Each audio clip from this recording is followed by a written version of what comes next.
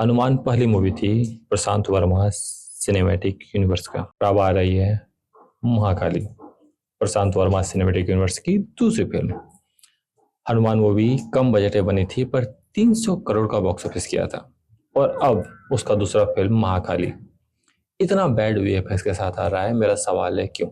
जब आपकी पहली फिल्म, चलो बजट कम था वहां पे, चलो आपने कुछ सिनेमेटिक लिबर्टी ली, चलो आप वहां पे उतना बड़ा वीएफएक्स नहीं दे पाए, मान लिया पहली फिल्म थी।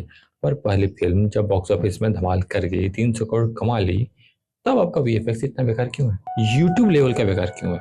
सबसे पहली बात तो ये कि हनुमान मूवी से आपका वीएफएक्स सुधरा नहीं, बिगड़ा। हनुमान मूवी में जैसा वीएफएक्स यूज हुआ था उससे बेकार वीएफएक्स यहाँ आप यूज कर रहे हो। क्या कारण हो सकता है?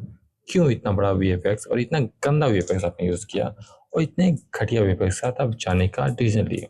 पहले तो ग्रीन स्क्रीन इतनी बिग वे में यूज किए हैं, पूरा ही ग्रीन स्क्रीन यूज किया हुआ है। उसके बाद ग्रीन स्क्रीन यूज किया तो किया, उसके बाद जो वीएफएक्स सीजी कैरेक्टर जो सीजी दिखाई गई वो काफी गंदा है। मीन आप यूट्यूब में इससे बेटर देख सकते हो, इससे अच्छा वीएफएक्स सीन देख सकते हो, आराम से देख सकते हो। पर इस वे में वो जा रहे हैं, पता नहीं क्यों जा रहे हैं, क्यों इतना बैड वीएफएक्स को उन्होंने चुना है। और सिर्फ इसलिए कि वो रिलीजियस चीज़ों पे बात कर रहे हैं, रिलीजियस स्टोरी सुना रहे हैं।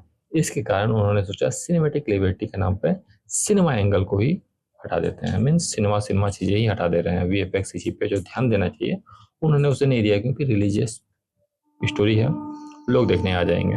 ये कुछ वैसा ही हो रहा है। और ये आजकल कुछ ज़्यादा ही हो रहा है ऐसा कि हाँ, वीएफएक्स सीजी पे ध्यान नहीं दिया जा रहा है, सिनेमा सिनेमा चीज़ पे ध्यान नहीं दिया जा रहा है, क्योंकि एक सर्टेन टॉपिक, एक सर्टेन चीज़ों पे बात हो रही है, एक सर्टेन रिलीजियस सेंटिमेंट को कैटर करते हुए बात कर रहा है सिनेमा। इसके कारण आप क्या कर रहे हो कि आप उस चीज़ को कैटर करते हुए ये कर दे रहे हो कि उसमें मेहनत ही नहीं कर रहे हो, कुछ खास चीज़ों पे मेहनत नहीं कर रहे हो। ऐसा नहीं है कि बहुत बुरा है। महाकाली का जो टीजर था, जो शुक्राचार्य का जो वार क्राई दिखाया गया वो बहुत बुरा था, बहुत बेकार था, ऐसा नहीं है।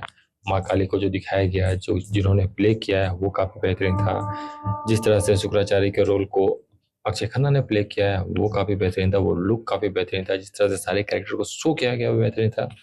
कैरेक्टर को शो करने में, कैरेक्टर के जो गेटअप है उसे दिखाने में वहाँ कमी नहीं की गई है, वहाँ एकदम एक्यूरेट गए हैं, वहाँ काफ़ी चीज़ें सही गई है। पर सीजी वीएफएक्स में वो मार खा गया है। इवन डायलॉग्स भी उतने बुरे नहीं है, थोड़ा ओवरसेल करने की कोशिश करते हैं, मानता हूँ, पर उतने बुरे नहीं है। सीजी वीएफएक्स सीन इन ए वे बुरे हैं, वही सबसे बुरा पार्ट है जो मुझे लगता है नहीं होना चाहिए था। जब आपकी पहली फिल्म 300 करोड़ कमा चुकी है और आप एक और फिल्म लेके आ रहे हो जो अभी और बड़े, जो एक बड़ा बॉक्स ऑफिस कर सकता है, जो जय हनुमान मूवी आ रहा है, थर्ड फिल्म है उसका, जिसमें कांतारा वाले एक्टर भी हैं जो हनुमान जी का रोल प्ले करने वाले हैं। वो सारी चीज़ों को देखते हुए मुझे लगता है कि इन्हें थोड़ा सीजी वीएफएक्स पे ध्यान देना चाहिए। अगर ये इस तरह से इग्नोर करते रहे सीजी वीएफएक्स को तो सिनेमैटिक यूनिवर्स का फ्यूचर बहुत ज़्यादा ब्राइट है नहीं।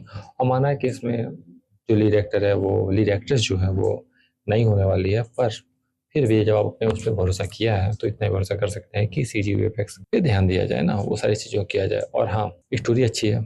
जो महाकाली की कहानी और जो रक्तबीज की कहानी को उन्होंने उठाया है वो काफ़ी इंटरेस्टिंग चॉइस है कि उन्होंने रक्तबीज की स्टोरी को दिखाने की कोशिश की है यहाँ पे। और हाँ, हनुमान जो मूवी था उसके जो एंडिंग है वहाँ से ये मूवी का शुरुआत होगा, क्योंकि उसके एंडिंग में ही असुर जो है वो आज़ाद हो जाते हैं काइंड ऑफ, और वो अब पाताल से निकलने की कोशिश कर रहे हैं। अब वो अर्थ पे आना चाह रहे हैं, अर्थ को रूल करना चाह रहे हैं, क्योंकि शुक्राचार्य जो है वो तो नाराज है ही भगवान विष्णु से कि उन्होंने जो समुद्र मंथन से जो चीज़ें निकली वो उसमें विष ना, उसमें काफ़ी जो उसके अनुसार अधर्म हुआ है, चीज़ें गलत हुई है उनके साथ, वो इंद्र का सिंहासन चाहते हैं, वो सारी चीज़ें चाहते हैं। तो उस चीज़ों का बदला लेने के लिए वो आने वाले हैं और उसी चीज़ को यहाँ दिखाया जाने वाला है, उसको अलग वे में, एक मॉडर्न वे में, मॉडर्न ट्विस्ट के साथ दिखाया जाने वाला है। और जो रक्तबीज की कहानी है उसे मॉडर्न वे में शो किया जाने वाला है। और एक रिचुअल दिखाया गया है शुरुआत में, जहाँ पे काली माँ के जो मंदिर है वहाँ बच्चे को रख दिया जाता है, फिर माँ काली आती है, फिर शायद उसे आशीर्वाद देगी ना, काली माँ का उसका वरदान होगा उसके पास, वो सारी चीज़ें वो उस वे में इसे दिखाना चाहेंगे, जो इंटरेस्टिंग है। कहानी इंटरेस्टिंग लग रही है, पर सिनेमा लेवल पे भी थोड़ा वो मेहनत कर लेते, थोड़ा सा मेहनत कर लेते हैं, मैंने बहुत ज़्यादा नहीं, थोड़ा भी कर लेते, ये यूट्यूब वाला चीज़ नहीं रहता तो मज़ा लगता। पर I think that's their choice, और बहुत अच्छा नहीं होने वाला है, बहुत ज़्यादा चीज़ें अच्छी नहीं होने वाली है, क्योंकि मुझे लगता है ये इनकी चॉइस है। ये इसी वे में जाना चाहते हैं, इसी तरह से जाना चाहते हैं। वही बात हो जाएगी ना जैसे पिछले बार हुआ था कि इतना बेकार वीएफएक्स और सीजी डाल दो कि लास्ट में थोड़ा अच्छा हो जाए तो आपको तारीफ करने का मन करे कि वाह लास्ट में तो अच्छा कर दिया। इनकंसिस्टेंसी रहेगी, वो उसी इनकंसिस्टेंसी के साथ वो जाना चाह रहे हैं, जो बुरा चॉइस है, पर यही उन्होंने चॉइस लिया हुआ है तो क्या कर सकते हैं। अब उनकी यही चॉइस है, वो इसी चॉइस को लेके चलना चाह रहे हैं आगे, तो लेट्स सी चीज़ें कहाँ तक जाती है, कितनी इंटरेस्टिंग जाती है। पर फिलहाल के लिए मुझे तो अच्छा नहीं लगा ये चीज़ कि वो सीजी इफेक्ट्स को इतना बेकार गए, पर स्टोरी कैरेक्टर रिप्रेजेंटेशन वहाँ पे वो डिल कर गया। और हाँ, फिल्म रिलीज हो रही है जनवरी के फर्स्ट वीक में 2027 में, मतलब कि 23 के 4 साल बाद, मतलब हनुमान मूवी के 4 साल बाद आ रहा है ये। और काफ़ी लोग भूल चुके होंगे फिर भी स्टोरी को, तो उन्हें इसका रिकैप भी देना होगा कहीं ना कहीं। और देखना इंटरेस्टिंग होगा कि ये अगर जनवरी में आ रही है तो जय हनुमान कब आएगी और उसके आगे एक फिल्म कब आएगी, क्योंकि एक और मूवी शायद अनाउंस हुई थी, तो वो चौथी फिल्म कब आएगी। और शायद लगता है सारी फिल्में 2027 में ही आएगी, और जय हनुमान तो 27 में आराम से आएगा, और तीसरा फिल्म भी शायद 27 में आ जाए।